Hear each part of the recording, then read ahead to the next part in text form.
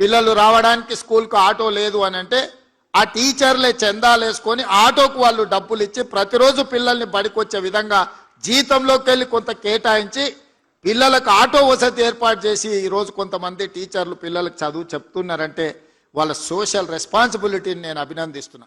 ఆదిలాబాద్లో ఇంకొక టీచర్ వాళ్ళ సతీమణి కూడా టీచర్ ఉండే ఆవిడ మరణిస్తే ఆవిడ జ్ఞాపకార్థంగా 7 లక్షల రూపాయలు ఖర్చు పెట్టి ఆ స్కూల్లో మౌలిక వసతులను ఒక టీచర్ మెరుగుపరిచిండు అని అంటే విద్య పట్ల పేదవాళ్ళ పట్ల ఆ టీచర్లకు ఉన్న దయాగుణాన్ని ఈరోజు మనందరం అర్థం చేసుకోవాలి. మా యోగితారాణ గారు చెప్తున్నారు ఆదిలాబాద్లో ఇంకేదో ప్లేస్ ఒక టీచర్ వైఫ్ అండ్ హస్బెండ్ ప్రమోషన్లు వచ్చినా ఏమొచ్చినా బదిలీ కాకుండా అక్కడనే ఉండే ఆదివాసీ పిల్లలకు వాళ్ళకి చదువులు చెప్పిండ్రు. మీ ద్వారా ఒక శాలువ కప్పాలి ఆ టీచర్స్కి అని చెప్పిండ్రు. అంటే నేను తప్పకుండా కప్పడమే కాదు ఏదో ఒకసారి ఆ స్కూల్ని కూడా నేను సందర్శిస్తానని మా ఎడ్యుకేషన్ సెక్రటరీ గారికి నేను చెప్పిన. ఇవన్నీ మీ సక్సెస్ స్టోరీస్.